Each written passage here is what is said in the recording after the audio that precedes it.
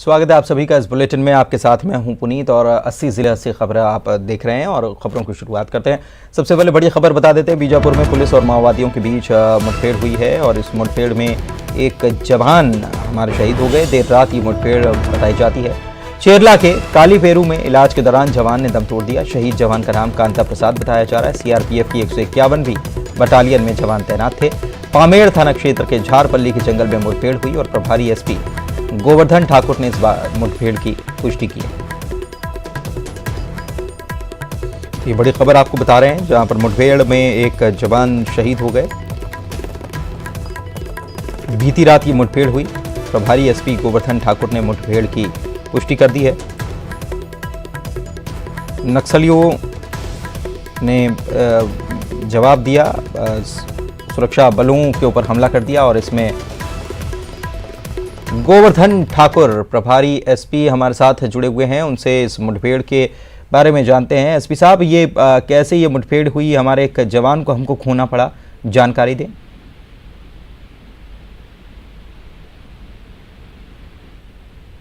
ठाकुर साहब, आप सुन पा रहे हैं?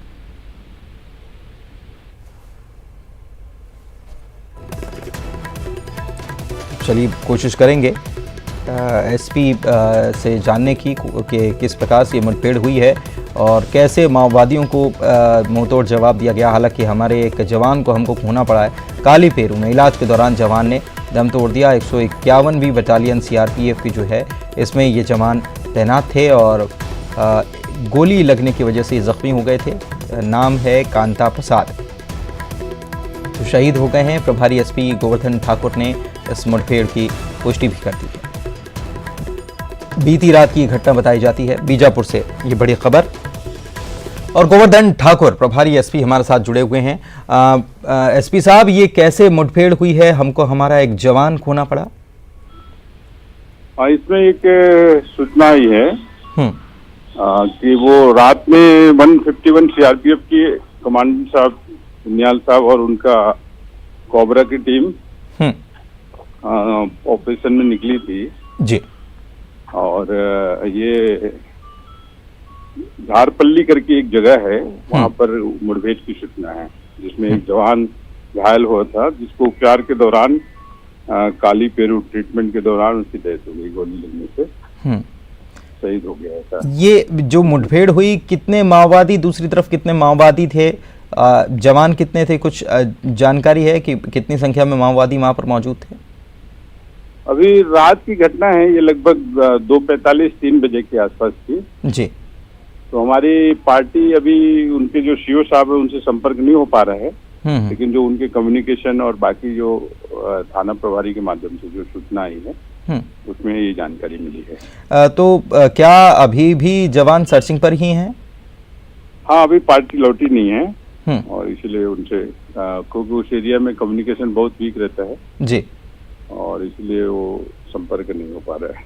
लेकिन जवान अभी पूरी लौटे नहीं हैं। बाकी सभी जवान सुरक्षित हैं, ये कुछ पता चल पाया क्या? हाँ, जो लोग वहां से जो बात हो रही है उसके हिसाब से अभी तक एक ही व्यक्ति का इंजर्ड हो गया था उस समय, एक जवान, और अभी बाकी लोग सुरक्षित होने की खबर है। चलिए, बहुत बहुत शुक्रिया हमारे साथ जुड़ने के लिए। गोवर्धन ठाकुर प्रभारी एसपी हमारे साथ जुड़े थे और बता रहे थे कि जो जानकारी निकलकर उनके पास भी जो पहुंची है वो यही पहुंची है कि एक जवान जो ज़ख्मी हुए थे उन्होंने इलाज के दौरान दम तोड़ दिया। कांता प्रसाद उनका नाम, शहीद जवान का। सीआरपीएफ की 151वीं बटालियन में ये तैनात थे और अभी भी पार्टी जो है सर्चिंग पार्टी वो जंगल में ही है। उसके लौटने का इंतज़ार किया जा रहा है। उसके बाद कुछ पता चल पाएगा डिटेल में कि आखिर कैसे ये मुठभेड़ हुई, कितनी संख्या में माओवादी वहाँ पर मौजूद थे और क्या माओवादियों को भी नुकसान उठाया, माओवादियों को भी नुकसान हुआ है कि नहीं हुआ है। ये डिटेल अभी आनी बाकी है, लेकिन अभी जो जानकारी निकलकर सामने आई है उसमें एक जवान शहीद हो गए हैं। कांता प्रसाद उनका नाम है। और ग्वालियर से खबर आई है, जहां पर एमआईटीएस कॉलेज में छात्रों के बीच झड़प हो गई। डे स्कॉलर और हॉस्टलर्स के बीच में भी विवाद हो गया है और कॉलेज की 2 छात्राओं से हॉस्टलर्स ने मारपीट की। कॉलेज कैंपस में छात्रों के बीच लाठी डंडे चले हैं और उपद्रव को रोकने के लिए पुलिस ने बल प्रयोग भी किया है। 11 छात्रों को निलंबित इस मामले में कर दिया गया है। डे स्कॉलर्स और हॉस्टलर्स के बीच यहां पर विवाद हुआ, 2 छात्राओं को पीट दिया गया। MITS कॉलेज में ये विवाद हुआ है, झड़प हुई है और हॉस्टल के छात्रों में ये विवाद बताया जाता है। कॉलेज की 2 छात्राओं से हॉस्टलर्स ने मारपीट की है। डे स्कॉलर्स ये छात्राएं थी, हॉस्टलर्स ने इनको पीटा है और कॉलेज कैंपस में ही ये सब कुछ चलता रहा है। छात्रों के बीच लाठी डंडे चले हैं। पुलिस भी मौके पर पहुंच गई थी और उपद्रव को रोकने के लिए पुलिस को बल प्रयोग करना पड़ा है। इससे आप स्थिति समझ सकते हैं। सुशील हमारे सहयोगी हमारे साथ जुड़े हुए हैं, उनसे बात करते हैं। सुशील, कॉलेज में पुलिस पहुंचती है और पुलिस को यहाँ लाठीचार्ज और बल प्रयोग करना पड़ता है, इससे समझा जा सकता है कि स्थिति कितनी गंभीर कॉलेज कैंपस में ये सब घटनाक्रम हुआ। क्या है पूरा वाकया? बिल्कुल, देखिए ये MITS कॉलेज है गोले का मंदिर इलाके में और यहाँ पर जो डे स्कॉलर्स और हॉस्टलर्स है इनके बीच विवाद हुआ है। विवाद में लाठी डंडे चले इनके बीच और 2 छात्राओं के साथ मारपीट की घटना हुई थी। उसके बाद इन दोनों पक्षों के बीच जमकर विवाद हुआ और खबर जैसे ही पुलिस को लगी, पुलिस मौके पर पहुंची और जो छात्र थे उपद्रव कर रहे थे उन पर काबू पाने के लिए पुलिस को लाठीचार्ज करना पड़ा और उसके बाद कहीं जाकर ये हालात काबू पाए गए और इस पूरी घटना के लिए जिम्मेदार जो 11 छात्र हैं उनको निलंबित कर दिया है कॉलेज प्रशासन ने। लेकिन ये बड़ी और 2 छात्राओं जिनको पीटा गया था उनकी क्या स्थिति है और साथ ही क्या इस मामले में कुछ गिरफ्तारी या पुलिस ने कोई कार्रवाई की है? देखिए, अभी पुलिस को शिकायती आवेदन लिया गया है। उसके बाद प्रबंधन की जो रिपोर्ट रहेगी, जो आवेदन है उसके आधार पर पुलिस अगली कार्रवाई करेगी। लेकिन जो 2 छात्राएं हैं उनको किसी तरह की कोई ज्यादा चोटें नहीं आई है, लेकिन जो मारपीट है वो कहीं ना कहीं कॉलेज कैंपस के अंदर हुई तो बड़ी घटना है और पहले भी इस तरह की जो घटनाएं हैं छात्रों के बीच विवाद की MITS कॉलेज से आती रही है और ये इसमें 11 छात्रों को अभी तक निलंबित किया गया है। फिलहाल पुलिस कार्रवाई अभी तक नहीं है, लेकिन आवेदन जरूर पुलिस के पास पहुंचा है प्रशासन की ओर से।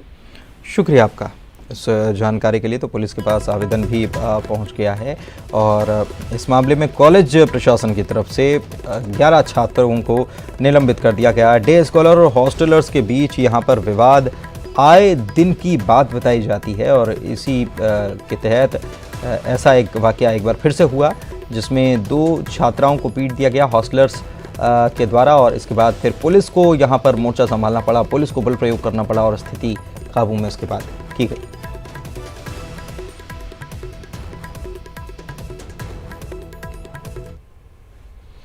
और चलिए आगे बढ़ते हैं। मध्य प्रदेश के 17 स्थानों पर CBI